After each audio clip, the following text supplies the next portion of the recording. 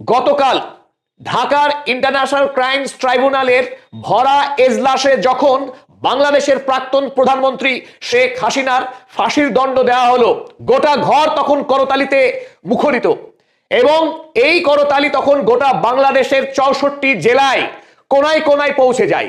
গতকাল এবং আজ সারাদিন বাংলাদেশ জুড়ে উৎসবের আবহ ছিল, কারণ গণতন্ত্রকে ধ্বংস করা যে স্বৈরাচারী সরকার বাংলাদেশের ছাত্র জনতার বৈষম্য বিরোধী যে আন্দোলন, এই আন্দোলনকে অগণতান্ত্রিকভাবে পৈশাচিক কায়দায় মানুষের কণ্ঠরোধ করার যে চেষ্টা করেছিলেন তৎকালীন সরকার, সেই সরকারের জুলাই অভ্যুত্থানের মধ্য দিয়ে বিদায় হয়েছে। তারপর আজ 1 বছর পর বাংলাদেশের মানুষ তাদের পরিবারের যে সকল তরতাজা যুবকেরা এই আন্দোলনে পুলিশের গুলিতে খুন হয়েছিল, সেই সমস্ত মৃত মানুষগুলির আত্মা অন্তত কিছুটা হলেও শান্তি পেল এই ফাঁসির সাজা ঘোষণা হওয়ার পর।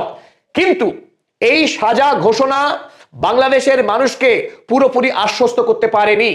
18 কোটি মানুষের মনে এখন একটাই প্রশ্ন ঘুরপাক খাচ্ছে, আর এই প্রশ্ন হলো শেখ হাসিনার সত্যি সত্যি ফাঁসির সাজা কার্যকর হবে কি হবে না, বা কবে বাংলাদেশ সরকার শেষ পর্যন্ত সফলভাবে ভারতবর্ষ থেকে শেখ হাসিনাকে বাংলাদেশে ফিরিয়ে আনতে পারবে।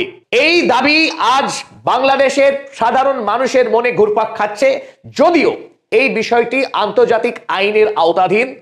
দুটি দেশের মধ্যে যে বন্দি প্রত্যর্পণ চুক্তি রয়েছে, সেই বন্দি প্রত্যর্পণ চুক্তির ভিত্তিতেই যদি শেখ হাসিনাকে তারা ফিরিয়ে আনতে পারে, বাংলাদেশের মানুষ মনে করছেন তারা যদি শেখ হাসিনাকে ভারতবর্ষ থেকে বাংলাদেশে ফিরিয়ে নিয়ে যেতে পারেন এবং ফেরানোর পর তাকে বিচারের কাঠগড়ায় দাঁড় করিয়ে এই শাস্তি কার্যকর করতে পারেন, তাহলে তাদের উপরে যে অন্যায় অন্তত হয়েছে সেই অন্যায়ের কিছুটা হলেও তার সুবিচার তারা পাবে।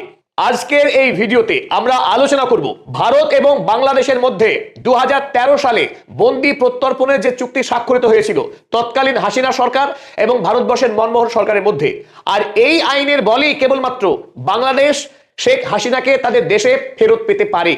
অপরদিকে আমরা আলোচনা করব ভারতবর্ষ এবং বাংলাদেশ দুই দেশের মধ্যে যে বিপুল পরিমাণের বাণিজ্য হয়, সেই বাণিজ্যের ভবিষ্যৎ শেখ হাসিনাকে ঘিরে কি মোড় নিতে পারে তা আমরা আলোচনা করব এই ভিডিওতে। আর এরই পাশাপাশি আপনাদেরকে জানিয়ে রাখি, গতকাল আমরা শেখ হাসিনার মৃত্যুদণ্ড এবং ভারত কি ফেরাবে এই শিরোনামে আমরা একটি ভিডিও করেছিলাম।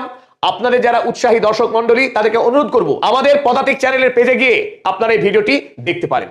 গতকাল আওয়ামী লীগ দল আজ সারাদিন বাংলাদেশে যে হরতালের ডাক দিয়েছিল, সেই হরতাল সম্পূর্ণরূপে ব্যর্থ, কারণ আওয়ামী লীগের সমর্থকরা রাস্তায় নামতে সাহস দেখায়নি গণধোলাইয়ের ভয়ে। ফলে বাংলাদেশের অবস্থা অত্যন্ত শান্তিপূর্ণ। এটা অত্যন্ত আনন্দের বিষয় যে বাংলাদেশ যে কিঞ্চিত আশঙ্কা তৈরি হয়েছিল নতুন করে অশান্তির, সেই অশান্তির আশঙ্কাকে নির্মূল করতে পেরেছে পুরোপুরি। আসুন এবার আমরা দেখে নিই বন্দি প্রত্যর্পণ চুক্তি 2013 সালে যেটা ভারতবর্ষ এবং বাংলাদেশ সরকারের মধ্যে স্বাক্ষরিত হয়েছিল। 11 পাতার চুক্তি, সেই 11 পাতার মধ্যে আপনাদের প্রথম কয়েক পাতা আমরা দেখাবো।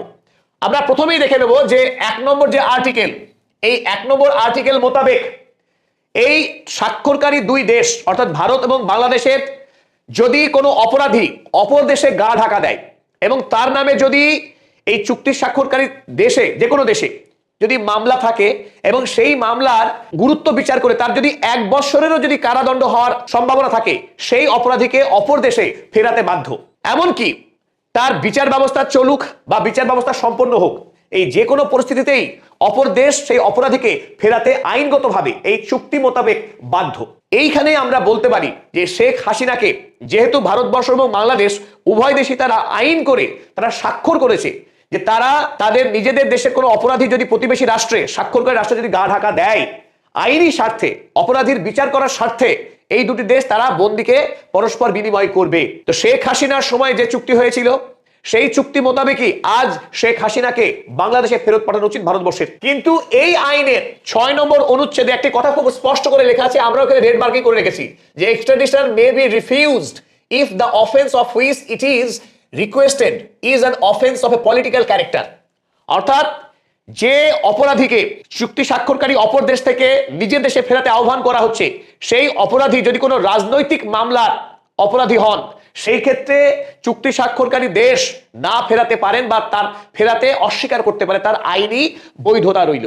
এই চুক্তি মোতাবেকই সেই রাষ্ট্র চাইলে অস্বীকার করতে পারে। কিন্তু এখানেও ক্লজ রয়েছে। ক্লজ কি? দুটি ক্ষেত্রে আবার এই রাজনৈতিক মামলাকে রাজনৈতিক মামলা বলে বিচার করা হবে না, গ্রাহ্য করা হবে না।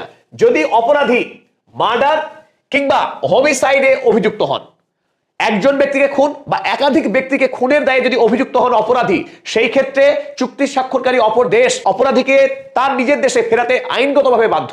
শেখ হাসিনার নামে যখন 1400 নিরীহ যুবককে খুন করবার অভিযোগ রয়েছে, ব্যাপকভাবে গণতান্ত্রিক আন্দোলনকে নিপীড়ন করা, দমন করার অভিযোগ রয়েছে, তার নামে মানবতা বিরোধী একাধিক অপরাধ সংঘটিত হওয়ার অভিযোগ রয়েছে, ইন্টারন্যাশনাল ক্রাইমস ট্রাইব্যুনাল শেখ হাসিনার বিরুদ্ধে 453 পাতার একটি রায়ের কপি পাঠ করে শোনায়। এই সরকারের বিরুদ্ধে গুম করা, খুন করা, আন্দোলনকারীদের উপরে সমস্ত রকম জুলুম এবং অন্যায় করার এক বিস্তৃত অভিযোগ রয়েছে। সেই অভিযোগের ভিত্তিতেই শেখ হাসিনার বিরুদ্ধে এই ফাঁসির রায় শোনানো হয়েছে। যদি এই ক্ষেত্রেও ভারতবর্ষের সরকার শেখ হাসিনাকে বাংলাদেশে ফেরত পাঠাতে চায়, অর্থাৎ এই বন্দি প্রত্যর্পণ চুক্তির নিয়ম মেনে 2013 সালের এই আইন মেনে ভারতবর্ষের সরকার যদি শেখ হাসিনাকে বাংলাদেশে ফেরত পাঠাতে চায়, সেই ক্ষেত্রে ভারতবর্ষের সরকারকে 3টি আইনি ধাপ পেরোতে হবে। কি কি সেই ধাপ? চলুন আমরা দেখে নিই। প্রথম ধাপই হলো ভারতবর্ষের যে স্বরাষ্ট্র মন্ত্রক রয়েছে এবং বিদেশ মন্ত্রক রয়েছে, তারা নিজেরা বসে তারা সিদ্ধান্ত গ্রহণ করবে যে অভিযুক্ত আসামিকে তারা তাদের নিজেদের দেশে পাঠাবে না অনির্দিষ্টকালের জন্য বিলম্ব করবে। তো তাদের হাতে পূর্ণ ক্ষমতা রয়েছে যে তারা ইউনিল্যাটারাল রিজেকশন, সরাসরি প্রত্যাখ্যান করতে পারেন কিংবা অনির্দিষ্টকালের জন্য সেটা বিলম্ব করতে পারেন। তো যাই হোক, এই ক্ষেত্রে বাংলাদেশের সরকার 2024 সালের ডিসেম্বর মাস থেকে ধারাবাহিকভাবে ভারতবর্ষ সরকারের কাছে অনুরোধ জানিয়ে এসেছে শেখ হাসিনাকে তার নিজের দেশে ফেরত পাঠাবার জন্য। কিন্তু ভারতবর্ষের সরকার এখনো পর্যন্ত এই স্বরাষ্ট্র মন্ত্রক এবং বিদেশ মন্ত্রক তারা এক জায়গায় বসে এখনো পর্যন্ত কোনো সিদ্ধান্ত জানায়নি, অর্থাৎ তারা প্রথম ধাপ এখনো পেরোয়নি। দ্বিতীয় ধাপ ছিল তারা এই ক্ষেত্রে যদি সিদ্ধান্ত গ্রহণও করে স্বরাষ্ট্র মন্ত্রক ও বিদেশ মন্ত্রক মিলে, সেই ক্ষেত্রে একজন ম্যাজিস্ট্রেটকে নিযুক্ত করা হবে। সেই ম্যাজিস্ট্রেট আইনের যে সীমানাগুলো যাচাই করবেন, তারপর 3 নম্বর ধাপে যাবেন। 3 নম্বর ধাপের ক্ষেত্রে গিয়ে তারা সরাসরি সেন্ট্রাল গভর্নমেন্ট, আমাদের যে ক্যাবিনেট রয়েছে ভারতবর্ষ সরকারের, সেই ক্যাবিনেট মন্ত্রক তার হাতে চূড়ান্ত ক্ষমতা রয়েছে, তারা সেই ক্ষমতা কাজে লাগিয়ে চাইলে ভেটো দিতে পারে, অর্থাৎ অস্বীকার করতে পারে।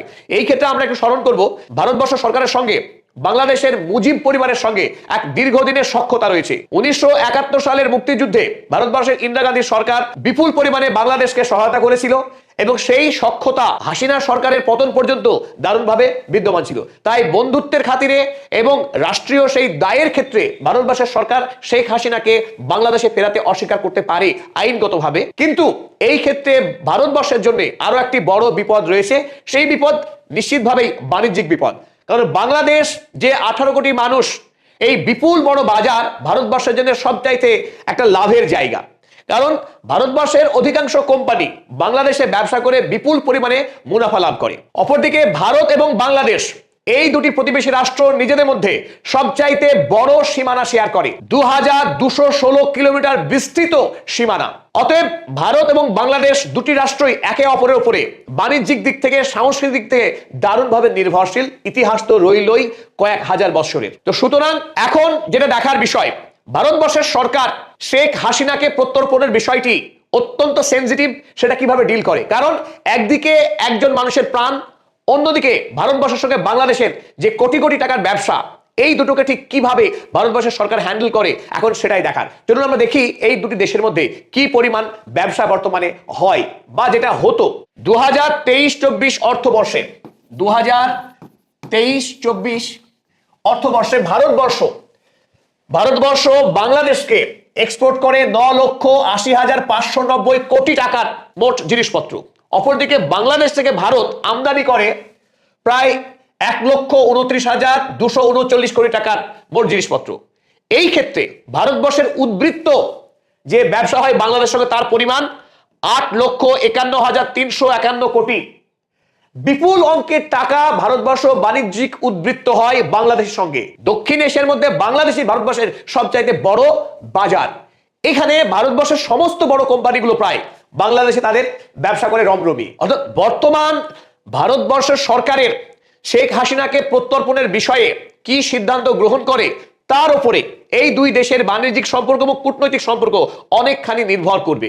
আগামী দিনে বাংলাদেশে যে নতুন সরকার তৈরি হবে, সেই সরকারের সঙ্গে ভারতবর্ষ সরকারের যে বাণিজ্যিক সম্পর্ক এবং কূটনৈতিক সম্পর্ক কি আকার নেবে, সেই ক্ষেত্রেও কিন্তু এই হাসিনাকে প্রত্যর্পণের বিষয়টি গুরুত্বপূর্ণ ভূমিকা পালন করবে বলে বিশেষজ্ঞ মহল মনে করে। আগামী দিনে বাংলাদেশের যে নতুন সরকার তৈরি হবে ফেব্রুয়ারি মাসে ভোটের পর, সেই নতুন সরকারের সঙ্গে ভারতবর্ষের সরকারের সম্পর্ক কিরূপ হয় তার উপরেই কিন্তু নির্ভর করছে এই দুই দেশের মধ্যেকার দ্বিপাক্ষিক বাণিজ্যিক কূটনৈতিক সম্পর্কের ভবিষ্যৎ। আমরা চাইব সাধারণ নাগরিক হিসেবে বাংলাদেশ এবং ভারত এই দুটি দেশের মধ্যে যে হাজার হাজার বছরের যে সম্পর্ক, সেই সম্পর্ক অক্ষুণ্ণ থাক। সাধারণ মানুষের মধ্যে যে দ্বিপাক্ষিক সম্পর্ক ছিল, ভালোবাসার সম্পর্ক, সেই সম্পর্ক মজবুত থাক, এটাই কাম্য।